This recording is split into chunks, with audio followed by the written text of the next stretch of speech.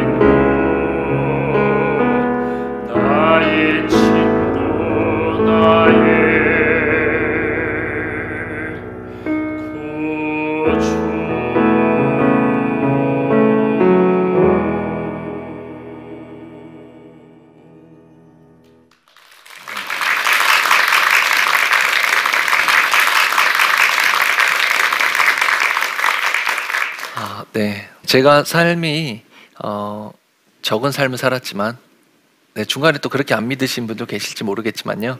제가 적은 삶을 살았지만 그래도 저의 삶 속에서 어떻게 보면 지금 이렇게 노래하는 삶이 저에겐 참 기적과도 같거든요. 그래서 제가 노래를 함으로 인해서 이게 기적이 아니라 또한 우리 모두가 자기한테는 하나의 기적씩은 다 가지고 있다고 저는 믿거든요. 그래서 그 기적을 여러분과 함께 소통하려고 합니다. 다음 사진 한번 보시겠습니까? 어떤 사진인 것 같습니까? 저 사진은 저의 어릴 적 모습입니다. 잘 안 보이셔서 그러실 수 있는데요. 너무 옛날 사진이라서 제 나이가 공개되는 것 같습니다. 아닌가요? 어릴 때는 저는 지금 이런 모습과는 전혀 다른 모습이었죠. 어릴 때는 여느 사내 아이들처럼, 제가 딸처럼 보이지 않죠?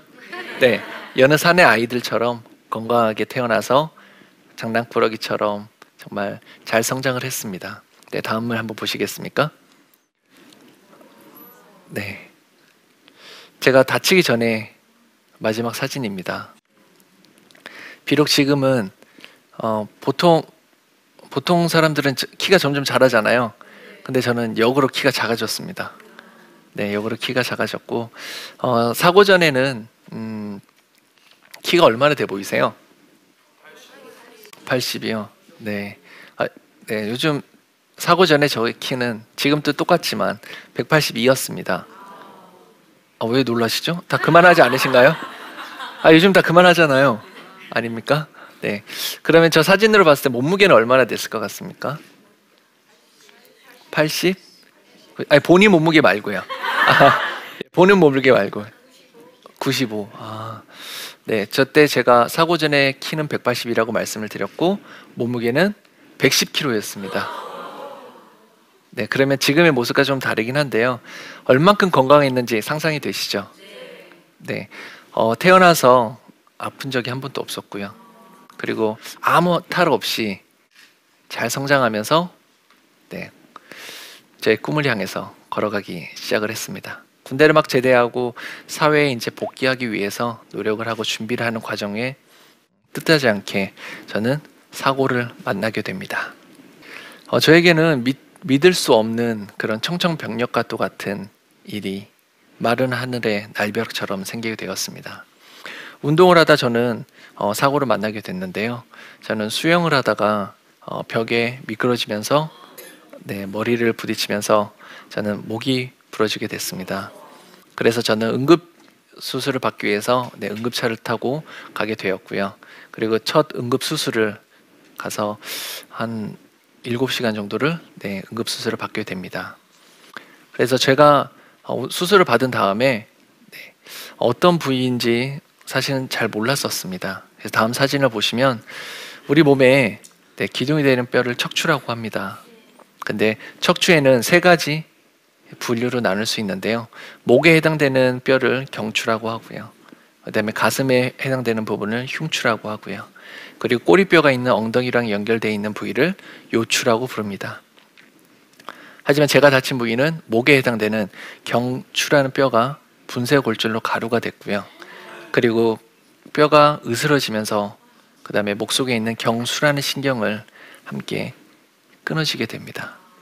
그래서 저는 그런 수술을 뼈를 이식하고 의료용 보철로 응급수술을 받게 되었습니다. 그래서 지금은 보여드릴 수는 없지만 제 목 속에는 저런 보철과 의료용 철을 이용해서 목을 수술해서 목 속에는 지금 그런 의료용 보철이 들어있는 상태입니다.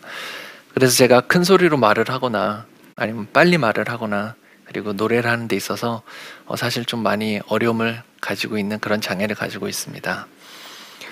저렇게 수술을 하고 난 다음에 저는 많은 사람들이 상식적으로 생각을 할 때 팔이 금이 가거나 부러졌을 때 깁스를 하고 나면 치유가 되잖아요. 3개월에서 6개월이 지나면 뼈가 자라서 붓고 다시 예전처럼 생활을 할 수 있게 된다고 저는 알고 있기 때문에 목이 부러졌다고 했을 때 팔다리가 부러진 것처럼 시간이 지나면 자연적으로 낫겠지. 뼈만 붙으면 퇴원해서 예전처럼 돌아갈 수 있겠지라고 생각을 했습니다. 그렇게 저는 병상에 누워서 하루 이틀, 어느덧 일주일, 열흘, 한 달, 2달, 눈 깜짝할 사이에 시간이 흐르게 되었습니다.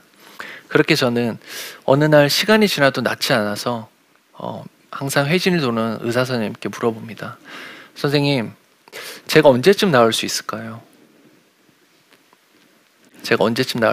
라고 얘기를 했더니 선생님은 저에게 말씀을 했습니다. 뭐라고 했을까요? 이남현 씨는 평생 나을 수 없습니다.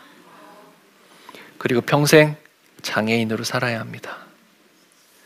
저는 그 말을 믿을 수가 없었습니다. 그 말을 믿을 수가 없었고 이 의사가 정말 의사인지 의심할 정도로 정말 분노를 했었습니다. 그렇게 병상에 누워서 조금씩 제 자신에 대해서, 삶에 대해서 포기를 해가며 좌절을 해가고 있었습니다. 처음에 많은 생각들이 들었었습니다. 왜 나에게 이런 일이 생겼을까? 내가 신앙도 있고 교회 생활도 하고 봉사도 하고 가족과 함께 늘 안식일을 거룩히 지키면서 기도 생활을 했는데 하나님, 나에게 회복될 수 있게 해주세요라고 정말 기도를 베개가 흥건히 젖을 정도로 매일매일 했습니다. 그런데 시간이 지나도 저에게는 아무런 변화가 없었고 점차 저는 삶의 의욕을 잃어가게 됩니다. 몸이 건강했다가 한순간에 그 0.1초 만에 손가락 하나 까딱하지 못하게 돼서 정말 전신마비가 된 상태에서 아무것도 못 움직이고 눈만 깜빡깜빡하면서 생각만 하는 그런 삶이, 어느 TV에서 나왔을 때 너는 사는 게 더 괴로울 거라고 말하는 그런 대사가 있었는데 그 대사가 저에게 실감이 나더라고요. 정말 살아서 숨 쉬는 자체가 너무나 고통이고 너무나 아팠습니다. 그렇게 저는 하루하루를 정말 살기 싫다, 정말 빨리 죽었으면 좋겠다, 너무나 스스로가 우울하고 힘들었습니다. 그렇게도 혼자 죽지도 못하고 살지도 못하는 그런 작은 병원 침대에 누워서 시간을 보내는 어느 날, 저는 하나님이 없다, 교회를 가지 말라고 부모님께 소리치고 얘기를 했지만 저희 부모님은 그런 저를 보면서 더 많은 기도를 하시고 더 많은 성경 말씀을 읽어주시며 늘 기도를 멈추지 않으셨습니다. 그렇게 수술한 부위가 조금씩 나아갈 때쯤 저를 부모님은 병원에, 교회로 데려가게 됩니다. 처음 교회 갔을 때 너무나 고통스럽고 싫었지만 저는 누워있기 때문에 반항을 할 수가 없었습니다. 반항을 할 수 없는 그런 몸에서 어쩔 수 없이 거기서 1시간을 보내야 했고, 그렇게 돌아와서 다음 주엔 절대 안 가겠다고 했지만 그 다음 주에 또 가게 되었습니다. 침대채 밀고 부모님은 저를 항상 예배당으로 갔었고, 그렇게 1달, 2달이 가는 어느 날 저를 누군가 불렀습니다. 남현아, 남현아. 저는 제 부모님이 부른 줄 알고 대꾸도 하지 않았었습니다. 눈도 뜨지 않고 그냥 계속 자는 척을 했습니다. 그런 시간이 지난 어느 날 또 누군가 저를 부릅니다. 남현아 라고 불러서 저는 또 생각을 했습니다. 아, 누가 자꾸 날 부르는 걸까? 라고 생각을 했지만 그때 저에게 내가 그렇게 미워하고 싫어하고 증오했던 그런 하나님이 날 다시 찾는구나. 그때 저는 새로운 신앙을 다시 가지게 되었습니다. 그때부터 저에게 저도 모르는 무언가 작은 겨자씨만한 꿈이 생기기 시작을 합니다. 내가 다시 한번 치료에 전념해 봐야 되겠다는. 그래서 그때부터 눈을 뜨고 예배에 집중하게 되었습니다. 그렇게 병실로 돌아와서 저는 또 검사를 하기 위해서 병원을 가게 됩니다. 병원을 갔는데 생각보다 조금 일찍 도착한 병원에서 음악 소리가 들렸습니다. 음악 소리가 들리는데 저도 모르게 그 음악 소리에 홀린 듯 병실 쪽으로 향하게 됩니다. 그래서 병실 문 앞에 딱 머물렀을 때 그 병실에 어린이 병동이었는데 아이들이 음악을 들으면서 너무나 행복하고 즐겁게 춤을 추고 노래를 따라 부르는 모습을 보면서 저 친구들 정말 좋은가 보다. 병원에서 아프고 있는데 뭐가 저렇게 좋을까? 라고 했는데 한 아이가 갑자기 병실 문을 확 열면서 제 손을 탁 잡더니 형 들어와 라고 얘기를 합니다. 그래서 저는 그 아이의 손에 이끌려 그 병실로 들어가게 됐고, 그 병실에서 한참 동안 그 아이들을 바라봤는데 갑자기 눈을 깜빡하고 뜬 순간 현실의 눈이 떠지게 되더라고요. 그 아이들은 태어날 때부터 장애를 가지고 있는 아이들인데 움직임도 불편하고 말도 어눌해서 노래를 부르지도 못하고 율동도 못 추는 아이들이었습니다. 근데 내가 그 병실 문 밖에서 봤을 때 그 아이들은 너무나 아름다운 목소리로 너무나 자연스럽게 움직임을 가져서 정말 세상에 천사가 있다면 저런 모습이 아닐까라고 생각을 들 정도로 저는 그 아이들을 되게 한참 동안 넋을 놓고 보고 있었습니다. 그래서 저는 음악이 이렇게 말도 못하는 아이들에게는 정말 즐겁고 좋은 도구가 되고, 음악을 통해서 이 친구들이 고통스럽고 힘든 나날들을 이길 수 있겠구나. 이 아이들을 보면서 저에게는 장애가 있지만 제 장애가 너무나 부끄러웠습니다. 그렇게 저는 음악을 통해서 많은 사람들에게 치유를 해줄 수 있는 그런 사람이 되고 싶었습니다. 사람이 어떻게 살아가냐가 아니라 어떤 삶을 어떻게 가치 있게 사느냐가 더 중요하다고 저는 생각을 합니다. 그때 제 삶이 내가 무언가를 목적을 이루기 위해서 유명해지고 돈을 많이 벌고 잘나기 위해서 사는 것이 아니라 정말 내가 어떻게 사는 것이 가치가 있는 삶인지를 알고 싶고 어떻게 하면 가치가 있는지를 깨닫게 되었습니다. 그래서 저는 음악을 해야 되겠다는 꿈을 제 생애 첫 번째로 꾸게 되었습니다. 그런데 꿈을 가졌는데 그 꿈을 이뤄보기도 전에 저에게는 또 다른 좌절이 다가오게 됩니다. 그때 그 충격이라고는 다시 말할 수 없을 만큼 너무나 괴로웠습니다. 내가 다시 한번 살아보려고, 내가 다시 한번 가치 있는 걸 해보려고, 날 위해서가 아니라 이 내 모습을 통해서 이 땅에 주신, 내가 죽지 않고 살았는데 하나님이 저에게 주신 그 삶이 무엇인지를 좀 더 깨닫고, 하나님이 주신 이 땅의 지상 미션을 무엇인지는 알 수 없지만 내가 무언가를 하고 죽어야 되겠다는 그런 마음을 가지고 그 꿈을 기도하고 준비하는 과정에 좌절이 찾아왔습니다. 그래서 저는 다시 모든 걸 포기할 수밖에 없었습니다.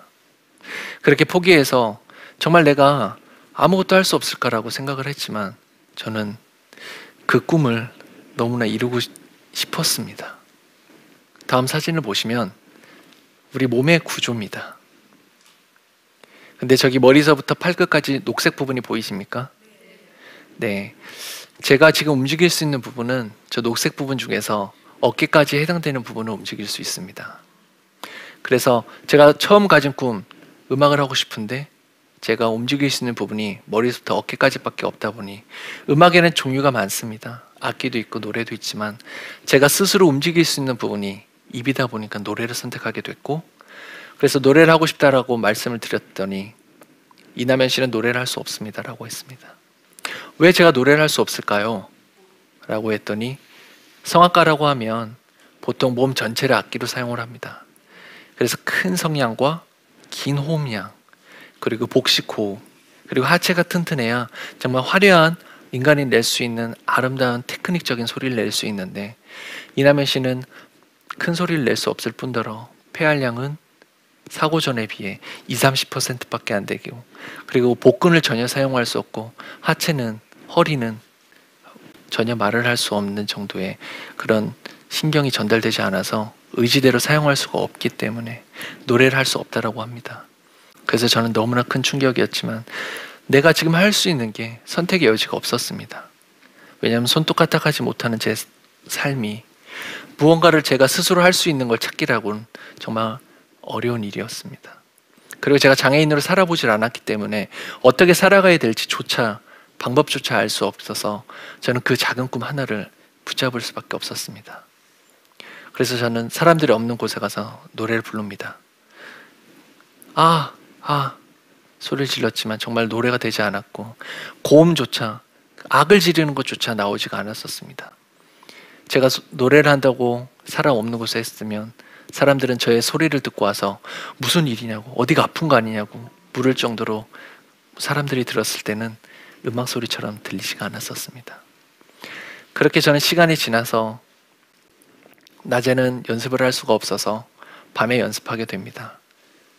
그래도 저에겐 변화가 없었고, 그렇게 수년의 인고의 시간을 지난 어느 날 저는 처음으로 아주 잠깐 노래를 하게 됩니다. 그렇다고 노래를 잘한 것이 아니라 반주에 맞춰서 처음부터 끝까지 정말 듣기 이상한 소리지만 노래를 한 겁니다.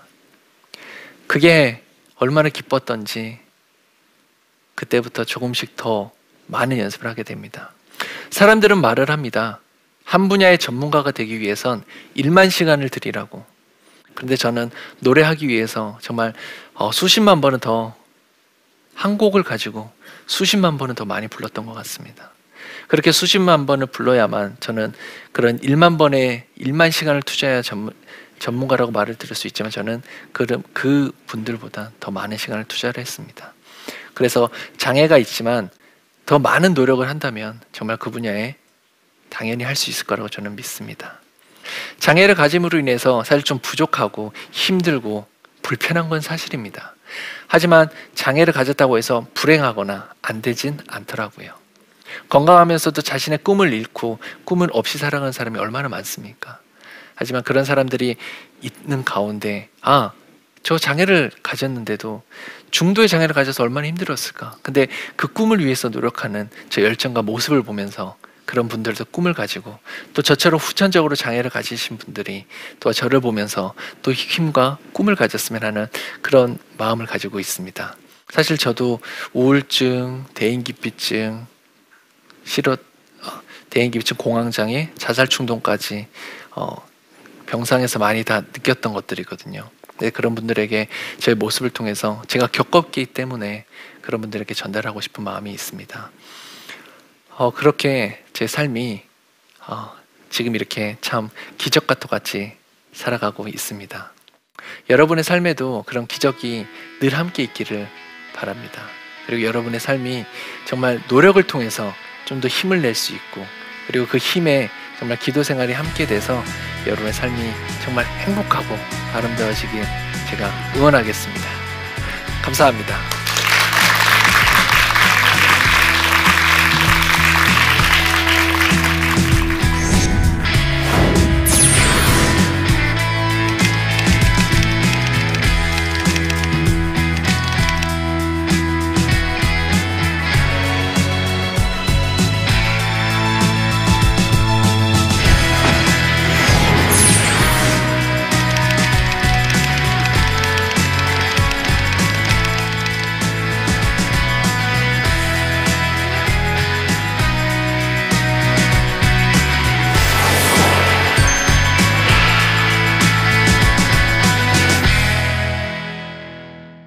오늘 제 강의를 듣고 혹시 질문이거나 아니면 궁금하신 사항이 있으면 편하게 말씀해 주시겠습니까? 네, 말씀해 주십시오. 저기 강의 잘 들었고요. 네. 지금 꿈하고 목표를 다 이루셨는데 혹시 새로운 또 목표나 목적이 또 따로 있는지? 네네. 사실 처음에 제 꿈은 굉장히 소박했었습니다. 겨자씨만한 꿈이어서 이남현 씨는 노래를 할 수 없습니다. 신체적이 그렇게 할 수 없습니다라고 그 말을 들었을 때 저의 꿈은 딱 하나였어요. 노래 딱 한 절만 사람들 앞에서, 특히 장소도 전 정했었습니다. 병원 로비에서 노래 딱 한 절만 부르고 싶다라고. 그렇게 이루고 싶은 꿈을 좀 더 구체적으로 이뤘더니 그게 이루어지더라고요. 시간이 얼마나 걸릴지는 모릅니다. 자신이 하기 나름이고, 그 다음에 그게 언제 이루어질지 모르겠지만, 그렇게 소박한 꿈이지만 구체적으로 꿈을 꿨더니 그 꿈을 이뤘고, 그 꿈을 이룸으로 인해서 그 꿈이 조금 더 커지더라고요. 그래서 이렇게 말씀드린 이유는, 사람은 살아가면서 있어서 꿈은 꿔도 계속 꺼지고, 근데 이 꿈이 잠잘 때만 꾸면 안 되는 거겠죠? 네, 우리 목표를 가지고 그 꿈을 이뤄야 되는데, 저는 그래요. 지금 아까 말씀드렸지만 더 넓은 곳에서 저는 또 노래하는 꿈을 꿉니다. 그리고 더 많은 레파토리를 가지고 노래하는 꿈을 꾸고요. 그래서 제가 있는 제 모습 이대로를 많은 사람들과 함께 더 가까운 곳에서 소통하고 싶고요. 그리고 더 저를 볼 수 없는 그런 곳에까지 멀리 가서, 네, 세계를 무대로 하고 싶은 꿈을 꾸고 있습니다. 그리고 기회가 된다면 지금 많은 사람들이 암에 걸릴 수도 있지만 암이 많이 극복됐다 그러잖아요, 치료적으로. 그렇지만 우리 장에도 이제 조만간 줄기세포라는 치료가 나오면 고쳐지고 불치병도 나을 거라고 말을 많이 합니다. 하지만 그런 장애가 그 치료와 그런 방법을 통해서 완전히 회복이 될 거라고 저는 생각하지 않거든요. 왜냐하면 지금 암처럼 암이 극복됐지만 암이 치료되는 사람도 있지만 치료되지 못해서 또 생을 마감하시는 분들도 많잖아요. 그것처럼 장애가 있어서 먼 훗날 정말 그런 장애가 있는 사람들, 제가 장애인 비장애인 두 삶을 다 살아봤기 때문에 그런 나중에 됐을 때 제가 그 장애를 가지신 분들이나 가지지 않으신 분들에게 이런 음악과 문화를 좀 더 지도할 수 있는 그런 학교와 그런 지도자의 길을 걷고 싶은 최종적인 꿈을 또 가지고 있습니다. 네, 질문 떼주셔서 너무 감사합니다. 제가 이제 끝으로 한 말씀을 더 드리고 싶은데요. 저기 보이는 글을 한번 다 같이 한번 읽어주시겠습니까? 시작. 나는 지금이 좋다. 네, 나는 지금이 좋다. 사실 지금 사회나 경제와 이런 것들이 많이 차가워졌다고 합니다. 그리고 자녀도 많이 낳아서 많이 길러야 되는데 자녀 하나 키우는데도 정말 수억이 들어가다 보니 아이들이 많이 없는 것도 지금 현실이잖아요. 그런 것처럼 우리 삶이 그만큼 많이 어려워지고 정말 어두워지고 힘들어지는 것 같습니다. 근데 여러분께서 힘들 때 나는 지금이 좋다, 나는 지금이 좋다 라고 했을 때 한번 미소가 지어지는 걸 저는 느낍니다. 그래서 나는 지금이 좋다, 여러분이 늘 삶 속에서 힘들 때 한 번씩 외쳤으면 좋겠습니다. 네, 오늘 저의 강의를 들으셔서 감사하고요. 저는 지금까지 박효 달인 성악가 이남현이었습니다. 감사합니다.